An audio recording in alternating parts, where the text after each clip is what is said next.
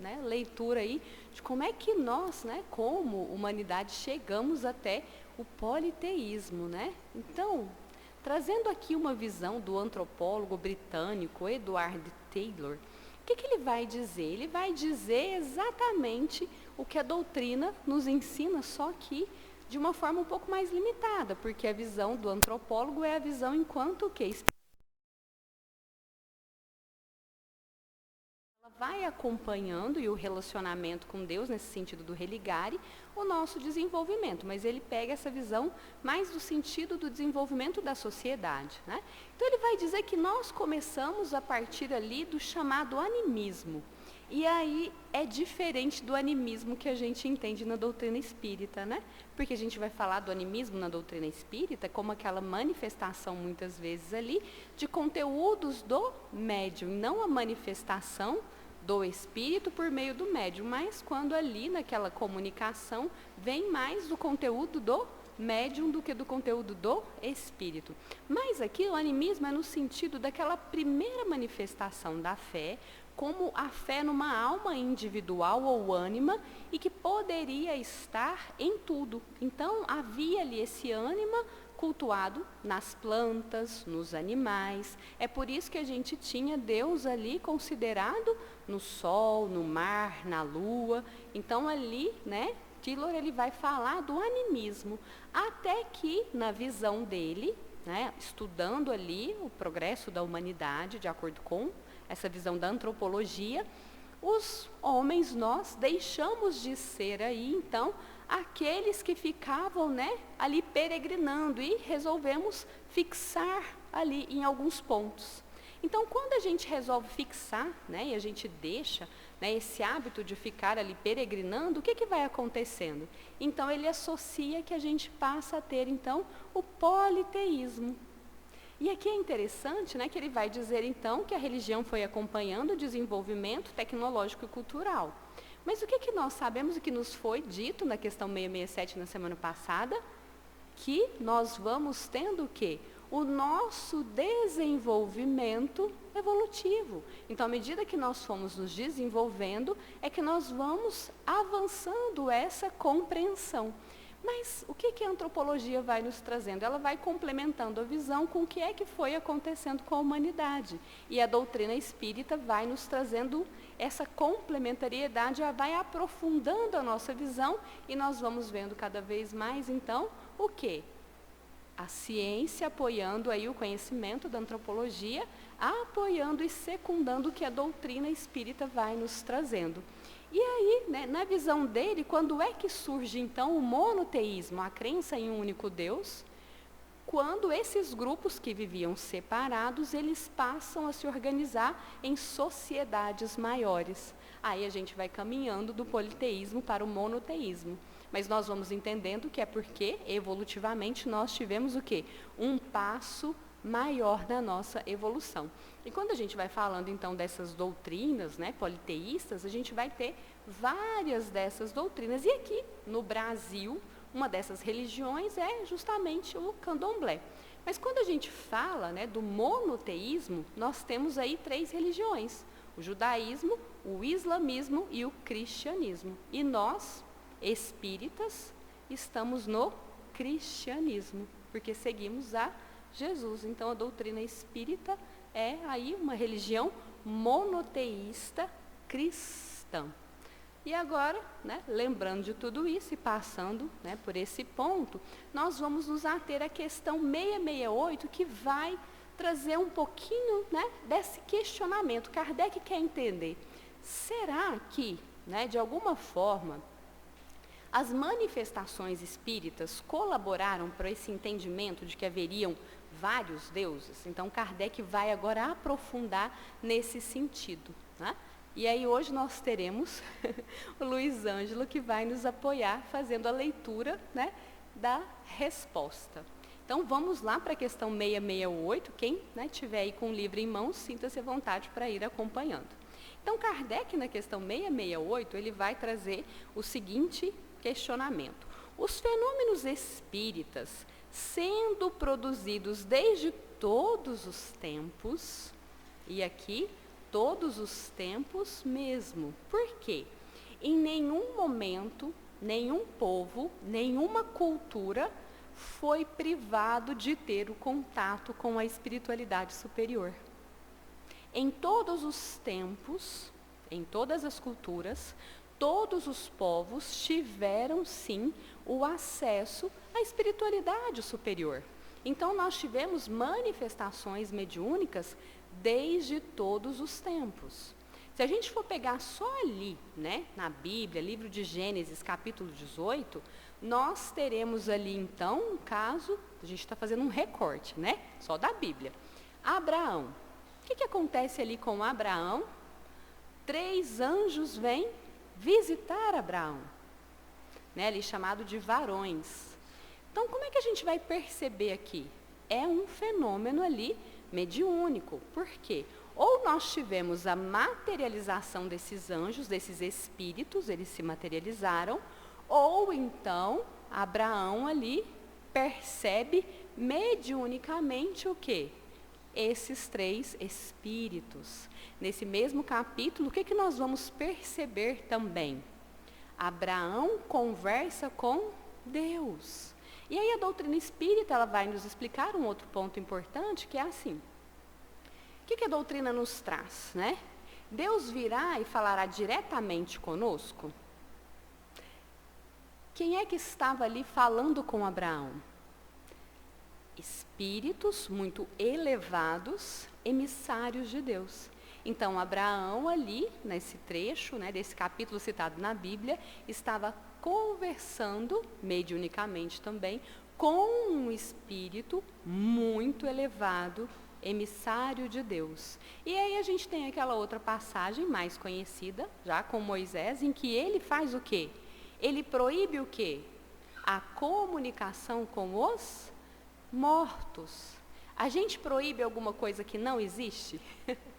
Então, nós sabemos também que o que é que Moisés estava ali proibindo? O abuso, porque havia ali um abuso.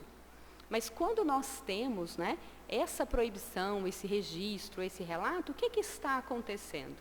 Ali, claramente, a confirmação dessa comunicabilidade, dessa interação entre os 2 planos. Então, os fenômenos mediúnicos, eles sempre estiveram presentes nas mais diferentes e diversas culturas. Mas aqui nós falamos, né, dessas comunicações e trouxemos alguns exemplos, aqui no caso de Abraão, de bons espíritos, de espíritos elevados. Mas a humanidade, da mesma forma que sempre teve contato em todas as épocas, em todos os momentos, culturas e povos, com espíritos elevados, também teve contato o quê?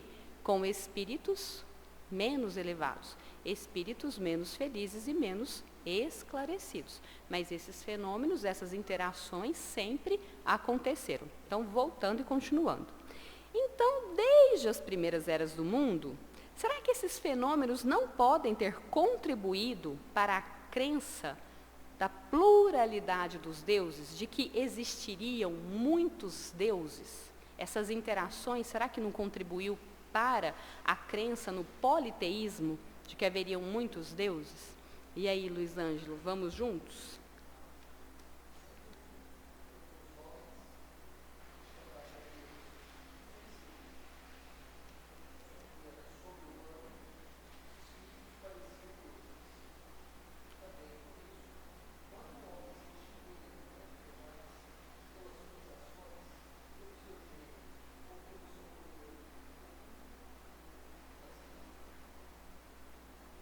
Nós vamos ajustar o microfone aqui, tá? Ó. Vou ler de novo, então. Tá? Vamos começar a resposta do... Não vamos ser privados da voz do Luiz Ângelo, né, gente? Então, nós vamos começar de novo.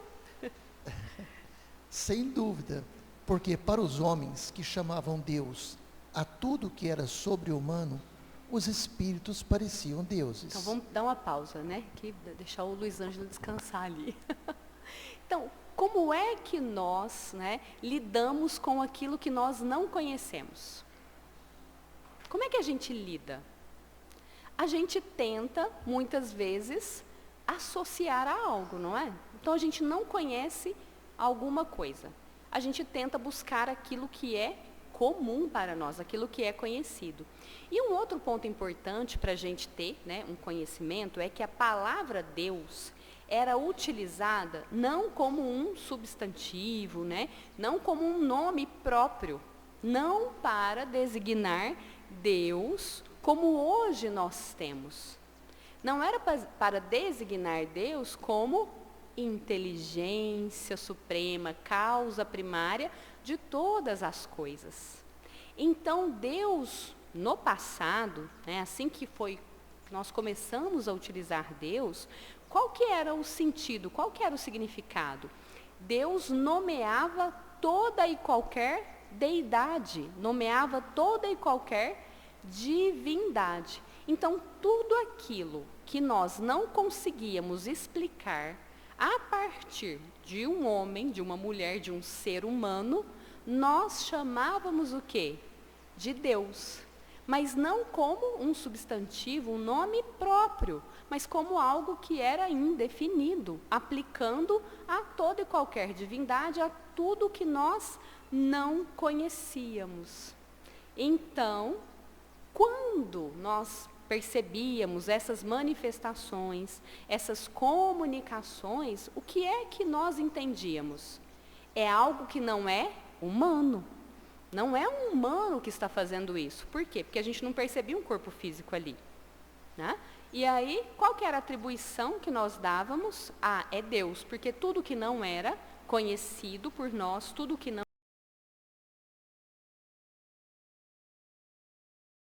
humano é Deus, mas não no sentido que nós temos hoje. Então, contribuiu para gerar essas confusões? Sim, naquele momento sim. Né? Mas hoje nós já temos um outro conhecimento. Hoje, para nós, é muito simples. Hoje nós já conseguimos entender que essas comunicações são de seres que já habitaram a Terra, de seres que nesse momento se encontram o quê? Desvestidos, sem uma vestimenta física, que são espíritos. Mas naquela época não se havia esse conhecimento. E não havendo esse conhecimento, era tido como algo fora do natural, algo que não era humano. Se não era humano, então era Deus. E também por isso, quando o homem se distinguia entre os demais pelas suas ações, pelo seu gênio ou pelo seu poder oculto, que o vulgo não podia compreender, faziam um Deus e lhe rendiam culto após a morte. E aqui, né? Então, era muito fácil antigamente ser Deus, não era?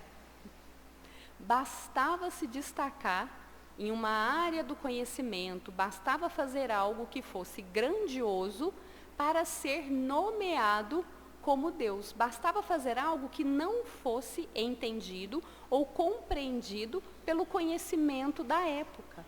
Se as pessoas não conseguissem explicar aquele feito, o que é que aconteceria? Aconteceria, então, essa nomeação. Então, naquela época, não tinha esse entendimento, né, de que haviam pessoas ali com um conhecimento, um desenvolvimento intelectual mais avançado. Então, qualquer pessoa que se destacasse em qualquer campo do conhecimento seria tida como Deus. Ou então, se ela tivesse ali alguma manifestação mediúnica que não poderia ser explicada, ela também ganharia esse título. Então, nós vamos pegar aqui alguém, né, que de alguma forma, está um pouquinho depois, né? Mas alguns comentários que Kardec faz na Revista Espírita de novembro de 1959, que vai poder trazer para nós essa dimensão. E Kardec, inclusive, nessa Revista Espírita, ele vai falar sobre o Emanuel Swedenborg, que se ele tivesse, né, nascido um pouquinho antes, em tempos mais remotos, com certeza, depois do seu falecimento, ele teria altares e pessoas ali rendendo culto a ele. Por quê? Porque ele foi um desses homens que se destacou muito. Então, ele nasce ali no ano de 1688 e desencarna em 1772 com 84 anos. E ele se destacou muito. Então, ele era extremamente inteligente. E as características, né, que ele apresentava e que Kardec relata nesse artigo, é que ele era ali um homem misericordioso, prudente, modesto e muito simples. Mas era um homem extremamente inteligente, que ele se destacou naquela época em várias áreas do conhecimento. Ele se destacou em muitas áreas do conhecimento. Então, nas ciências, na tecnologia, na metalurgia, na física, ele se destacou em muitas áreas. Então, ele era sobrenatural. Né? Então, era difícil entender alguém que tivesse tanto conhecimento naquela época. E aí, o que né, vai acontecendo com ele? O conhecimento dele era tanto alinhado a essa característica da prudência, dessa sabedoria, além do conhecimento intelectual, que ele era, né, conselheiro de vários reis, foi nomeado como assessor de vários reis, uma rainha o nomeou, né, transformou ele ali em um nobre, porque reconheciam e validavam nele, né, toda essa característica, todo esse conhecimento. Então, ele era ali, né, alguém extremamente inteligente e conhecedor para aquela época. Não bastasse isso, a partir dos 55 anos, ele apresenta, então, as características, né, começa ali a ter as manifestações mediúnicas. E aí, um fato bem interessante, né, que aconteceu com ele estava ali, era um sábado, no ano de 1759, dia 19 de julho de 1759, ele estava jantando, né, junto com a família de William Castell, com mais 15 pessoas. Então, um fato que foi presenciado por, no mínimo, 15 pessoas. E, de repente, ele fica pálido, extremamente pálido e assustado durante o jantar, né? E aí ele começa a descrever algo que ele estava percebendo. Ele estava numa cidade a 480 quilômetros de distância da capital, e ele descreve então o que estava se passando na casa dele, na capital, que se passava a 3 portas, na verdade, né, da casa dele, a 3 casas da casa dele. E ele relata então que às 3 horas da tarde, havia começado um incêndio a 3 casas, né, ali da casa dele, e que esse incêndio só havia sido contido às 20 horas, às 8 horas da noite. Então, ele muito assustado, relatando esse fato, e as pessoas, elas ficam o quê? Assustadas, assim como ele, né? Ele estava assustado com o que ele estava vendo, e as pessoas também ficam assustadas, porque como é que ele, estando ali, a 480 quilômetros, saberia o que se passava lá, né, próximo à casa dele? Isso num sábado. Na terça-feira, chegou a notícia real, com a confirmação dos fatos. Realmente aconteceu um incêndio e confirmou, inclusive, o detalhe que ele havia falado. Qual era o detalhe que ele havia falado? Que só foi contido às 20 horas. E a informação conferia, inclusive, do horário do término, né, de quando aquele incêndio foi contido. Então, isso tudo chamava muita atenção. Se Swedenborg tivesse há um tempo atrás, é o que Kardec vai comentar nesse artigo da Revista Espírita, o que aconteceria? Ele teria ali o quê? Altares, ele se transformaria ali em um Deus. Por quê? Um homem com muito conhecimento e também ali dotado dessas visões espirituais, da dupla vista. Então, ele estava ali, um fenômeno mediúnico, ele estava ali, mas espiritualmente ele conseguia perceber o que se passava em outros locais. Olha que interessante, não é? Então, quando essas coisas aconteciam, que não era possível explicar, hoje com a doutrina espírita nós conseguimos explicar e percebemos que é algo natural, não há nenhuma derrogação de uma lei divina, mas no passado não era possível. Então, tomava-se como deuses, né? E os espíritos, muitas vezes envolvidos, eram tidos dessa forma. E agora a gente vai ler o comentário, né, que Kardec faz, que vai esclarecendo para nós um pouco mais sobre essa questão. A palavra Deus tinha entre os antigos uma acepção muito extensa. Não era, como em nossos dias, uma designação do Senhor da natureza, mas uma qualificação genérica de todos os seres não pertencentes às condições humanas. Ora, tendo as manifestações espíritas lhes revelado a existência de seres incorpóreos que agem como forças da natureza que os chamaram deuses, como nós os chamamos espíritos. Uma simples questão de palavras. É interessante que nesse comentário aqui, Kardec ele vai trazer de uma forma muito natural. Então, o que Kardec vai pontuar aqui? É uma simples questão de palavras, né? Então, uma simples questão de palavras, por quê? Porque no passado, tudo aquilo que não era entendido, que não era compreendido, era chamado de Deus. Então, muitos espíritos que se manifestavam, que interagiam com a humanidade, não se tinha esse conhecimento, né, que a alma dos homens que habitaram a terra, que aqui viveram, após a destruição, né, ali do corpo físico, o corpo físico não resiste, mas o espírito continua, o que vai acontecer? Pode ter essa possibilidade de se comunicar. Então, não tendo esse conhecimento, quando isso acontecia, é a manifestação do quê? É a manifestação de um Deus. E aí Kardec vai trazendo toda essa naturalidade. Espíritos, mas no passado, sem esse conhecimento, o que é a ignorância? O fato de não saber fez com que nós acreditássemos que existiam muitos deuses, né? E aí, esses deuses poderiam ser bons ou maus. Mas o que explica isso? Deuses bons ou maus?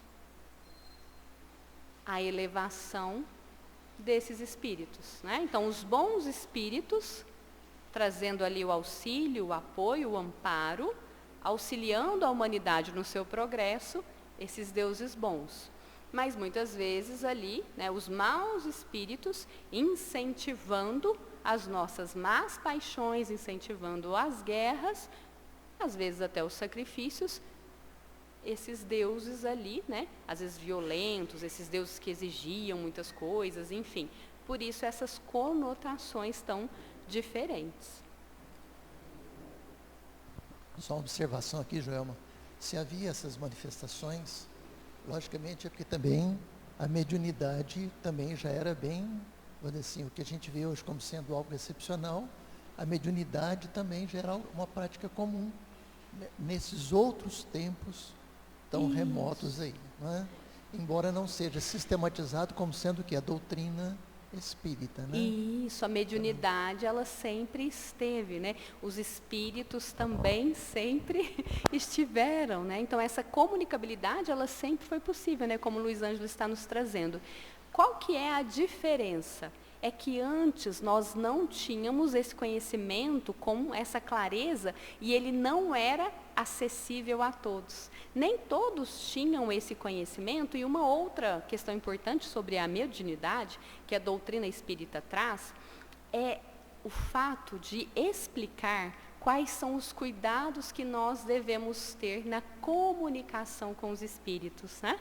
E aí nós vamos, né, voltar um pouquinho no caso de Swedenborg. Por quê? Swedenborg ele tem um caso muito interessante, que aos 55 anos ele recebe uma revelação e ele abandona toda a sua vida intelectual e ele se dedica então, né, a essa questão espiritual.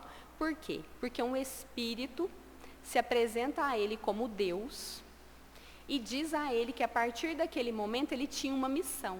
E qual que era a missão dele? A missão de Swedenborg, a partir daquele momento, seria revelar e trazer ali as verdades aos homens. E ele, né, acredita naquele espírito que se apresenta para ele como Deus e passa, então, a dedicar todo o seu tempo e toda a sua vida, de ali em diante, a, né, psicografar, a trazer essas informações que eram reveladas a ele. Então, ele se dedica com muita seriedade, ele produz 3 grandes livros, mas é uma doutrina que contém uma série de erros.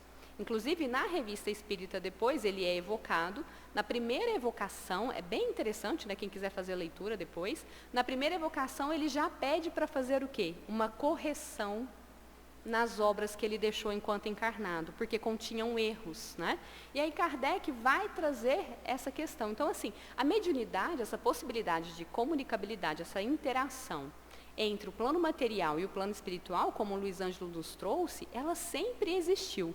A doutrina espírita, ela vai nos trazer informações extremamente importantes, pelos estudos que Allan Kardec fez, para que a gente não tenha problemas como Swedenborg teve, né? Porque ele acreditou nesse espírito, ele não passou pelo crivo da lógica, da razão, não teve ali o chamado controle universal. Então ele era o único médium recebendo, né, desse único espírito essas informações, o que é muito diferente do que nós temos na doutrina espírita, porque Kardec logo percebeu isso.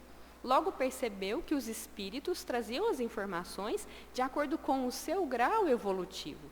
Então, aqueles espíritos que tinham mais conhecimento, que tinham um grau evolutivo maior, conhecimento, não só no sentido dessa intelectualidade, mas também que tinham mais sabedoria e desenvolvimento moral, eles eram capazes o quê? De abarcar mais respostas, de trazer mais orientações, muito mais amplas, muito mais profundas. E aqueles que ainda não tinham esse mesmo desenvolvimento, ficariam ali com respostas, né, digamos, muito mais superficiais, menos profundas, com conhecimentos talvez muito próximos aos nossos, ou com as ideias que tinham quando ainda estavam encarnados. E aí Kardec já foi percebendo tudo isso e nos trouxe preciosas orientações. É o que nós vamos ver ali no Livro dos Médiuns. Então, o Livro dos Médiuns, ele vai trazendo muitas orientações, né? E a gente vai, então, conseguindo o quê? Ter essa proteção ao interagir com o plano espiritual, mas já tendo todo esse cuidado, né? Então, bem interessante esse ponto, né, Luiz? Com a diferença de que, em sua ignorância, entretida deliberadamente pelos que tinham interesse em mantê-la, elevaram templos e altares lucrativos a esses seres, enquanto para nós eles não passam de criaturas nossas semelhantes, mais ou menos perfeitas, despojadas do seu envoltório terreno. Aí a gente faz uma pausa e fala assim, mas quem tinha, né, de alguma forma, interesse em manter a ignorância, né, em manter a ignorância de que estes seres, por ora chamados deuses, eram apenas espíritos? Aí a gente vai observar que havia interesse, né, nos dois planos, tanto nos encarnados, por quê? Nos encarnados a gente vai perceber que muitas vezes surgiram intermediários de quem? Intermediários dos deuses. Intermediários dos deuses que muitas vezes se beneficiaram desse intermédio. Tá? E aí a gente já vai percebendo as nossas más paixões ali atuando. Tá? Mas a gente vai olhar, né, nós mesmos, muitas vezes nós mesmos nos nutrimos, né, dessa ideia. Nós mesmos alimentamos essas ideias. Por quê? Porque nós, ainda muito presos, né, a aspectos materiais, fazia bem para nós essas crenças, fazia bem para nós ali acreditar que haviam ali vários deuses e que a gente poderia interagir com esses vários deuses e fazer os nossos pedidos, né? Então, se era uma coisa boa, eu vou pedir para tal Deus. Mas se é uma coisa que não é tão boa, tem um outro Deus ali que de repente pode me ajudar. Olha que interessante, né? Então, muitas vezes, não só aquele que se colocava como intermediário dos deuses, mas muitas vezes também nós, com as nossas inferioridades, queríamos nos manter nessa ignorância, né? Mas também, quando a gente vai olhando, né, para os nossos irmãos desencarnados. Por quê? Aí é que a gente não está falando dos bons espíritos, os espíritos elevados, porque eles não têm esse objetivo. Mas para os espíritos inferiores, ainda muito apegados à matéria, eles ficavam, sim, felizes com tudo aquilo que era erguido para cultuá-los, com os templos, com os altares, com os rituais, né? Ou se divertindo de nós, quando eram espíritos levianos, né? Ou aqueles espíritos, né, ainda muito apegados a esse orgulho, vaidade, ficavam muito satisfeitos. Por quê? Porque ainda estavam muito ligados à matéria. Então, ver aqueles cultos, aqueles rituais, aqueles templos, satisfazia o quê? Eles tinham essa necessidade? Nenhuma. Mas satisfazia ali o quê? Satisfazia ao ego, satisfazia ali, de alguma forma, a vaidade. Por quê? Para os espíritos, né, para os bons espíritos que vêm nos auxiliar, que sempre vieram nos auxiliar, eles vieram e sempre, né, virão fazer o bem pelo bem, como emissários de Deus, para nos ajudar. Para nos ajudar a construir o quê? Um templo verdadeiro em nossos corações. Né?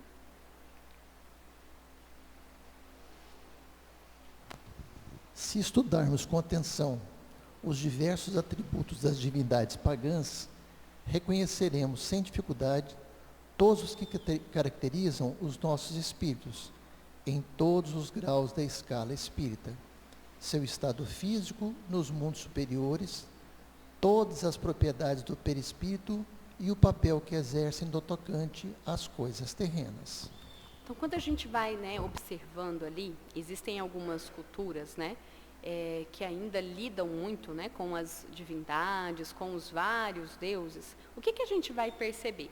Se a gente olha ali para, né, escala espírita e a gente vai buscando fazer essa relação, a gente vai perceber que, na verdade, existe uma representação desses espíritos, né? Então, o Kardec ele tem um artigo, né, que ele vai comentar na Revista Espírita de abril de 1861.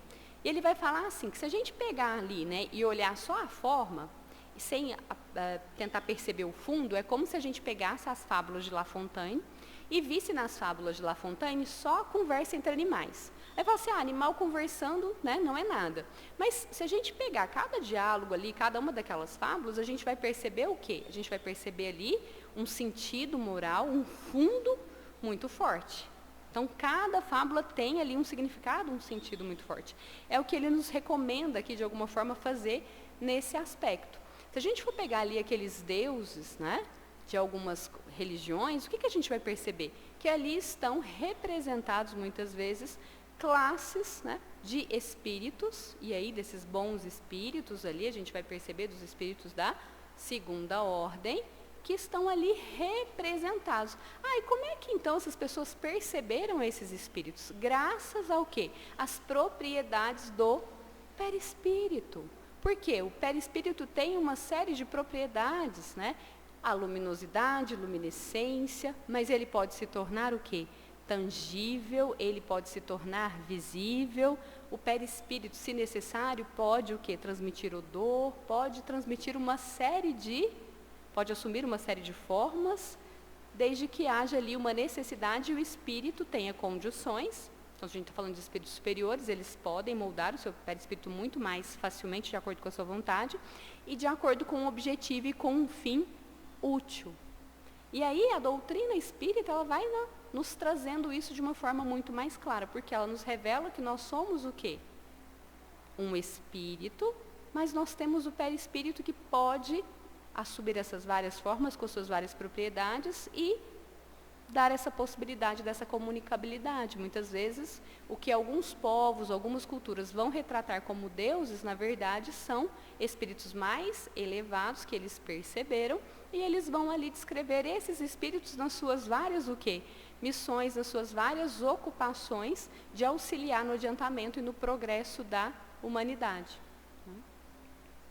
E aí, quando a gente está encarnado, a gente tem aí também o nosso corpo físico, né? Então, nós aqui agora, nós temos o nosso espírito, né? Nós somos, né, o espírito, perispírito e o corpo físico, né? O cristianismo, vindo aclarar o mundo com a sua luz divina, não podia destruir uma coisa que já está na própria natureza, mas fez que a adoração se voltasse para aquele a quem realmente pertence. Então, o que a gente vai, né, percebendo aqui? Muitas vezes, né, a gente fala assim, nossa, mas, né, e os deuses, né? Acabou com os deuses. A doutrina espírita acabou com... Não! Na verdade, o que a doutrina espírita, ela nos traz muito claramente? Ela nos traz muito claramente que, atrás de uma série de questões, né, que nós chamávamos de deuses, está o quê? Estão as criaturas, está a criação de Deus. Quem realmente deve ser adorado. E qual é a melhor forma que nós temos de adorar a Deus? Que nós também vimos, né, na semana passada, no estudo que nós fizemos na semana passada. Aí a gente pode dizer assim, a melhor oração é o amor. Então a gente pode transformar, a melhor adoração é o amor. Mas aí a gente para e pergunta, o amor estático? O amor parado? Não, a melhor adoração, ou a melhor oração, ou a melhor prece é o amor, mas o amor em movimento. E o que nós aprendemos semana passada sobre o amor em movimento? A caridade. Então, a melhor forma de nós, efetivamente, adorarmos a quem é de direito, Deus, nosso Criador, e a todas as suas criaturas, é justamente por meio da criatura.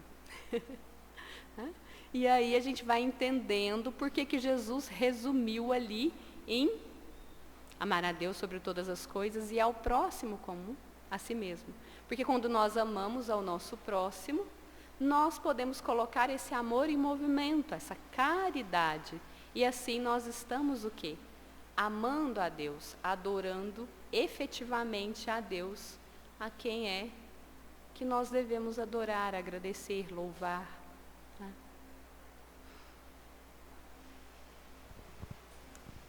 Quanto aos espíritos, sua lembrança se perpetuou sob diversos nomes, segundo os povos e suas manifestações, que jamais cessaram, foram diversamente interpretadas e frequentemente exploradas sob o domínio do mistério.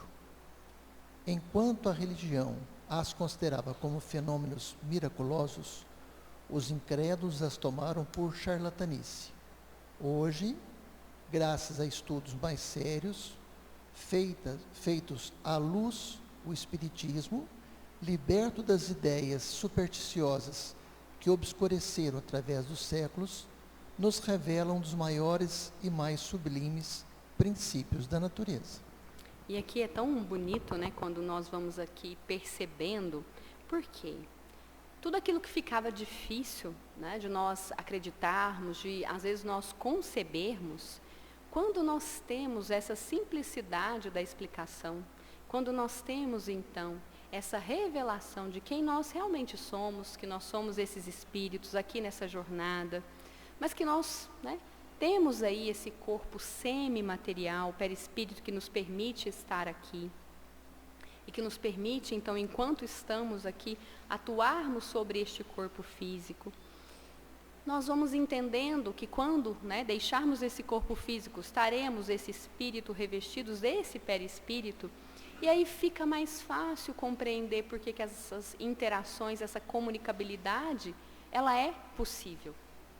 Entendendo as características do perispírito, nós conseguimos entender também uma série de fenômenos que antes não seriam explicados. Inclusive os fenômenos que se passaram com Jesus, ditos como milagres, que se alguém quiser aprofundar, está ali na Gênesis, o 5º livro ali da codificação da doutrina espírita, que foi estudado no encontro dos trabalhadores aqui da Casa Espírito Semeador no ano passado. Então tem ali toda a explicação e a participação do perispírito possibilitando ali esse entendimento, entendendo que não há ali nenhuma derrogação da lei divina, mas que há ali o perispírito participando em muitos momentos e permitindo que tudo acontecesse de uma maneira muito natural, para que a providência divina cuidasse de todos nós, auxiliasse a cada um de forma muito providencial, digamos assim. Então, quando a gente compreende isso, ao invés de nos afastar da fé, ao invés de termos a necessidade de vários deuses, o que a gente vai percebendo? A perfeição e a grandiosidade do nosso Deus, de Deus nosso Pai, nosso Criador, e também nós vamos percebendo a beleza de todo o ensinamento que Jesus nos deixou, e do porquê que Ele vai nos trazendo também essa necessidade dessa convivência fraterna, dessa convivência diária. Por quê? Para que a gente consiga compreender tudo isso, aplicar tudo isso e fazer cada vez mais, chegarmos nessa felicidade, nos aproximarmos de Deus nosso Pai, é necessário que a gente faça estendendo a mão ao nosso irmão. Porque nós somos aí, aqueles anjos de uma asa só. Para que a gente consiga alçar o voo da perfeição, nós vamos precisar nos juntar, não a um, mas nós vamos precisar nos juntar a todos os irmãos que cruzarem o nosso caminho. E é um pouco do que a mensagem ela nos trouxe no início, que a gente possa então fazer esse exercício. Não só no sentido da adoração a Deus, não só no sentido de entendermos o monoteísmo, por que nós somos cristãos, por que nós somos espíritas, o que a doutrina nos traz, mas que a gente traga também para o nosso interior, né? E uma das questões, né, não nessa questão, mas algo que ficou, né, ao preparar esse estudo, é muito que Mateus nos convida, né, a refletir ali no capítulo 6, versículo 21. Onde está o seu coração, aí está o seu tesouro. Que a gente possa, no decorrer dessa semana, questionar onde é que está o nosso coração. Onde é que nós temos colocado o nosso coração? O que nós temos adorado? O que é que tem tido, né, e levado grande parte do nosso tempo, da nossa atenção, do nosso carinho, da nossa preocupação? Porque é aí que a gente está se prendendo. É aí que nós queremos efetivamente estar presos? Onde é que nós queremos dedicar atenção? Que a gente possa, então, fazer essa reflexão nessa semana e redirecionar, né? Perceber onde é que nós queremos efetivamente dedicar a nossa atenção e servir a Deus. Servir a Deus adorando, lembrando que o verdadeiro caminho da adoração é por meio do nosso irmão. Amar a Deus sobre todas as coisas e ao próximo como a nós mesmos. Lembrando que o amor é o amor em ação. Que a gente possa, então, cuidar de onde está o nosso coração e amar, mas o amor em ação. E que Jesus abençoe a todos nós.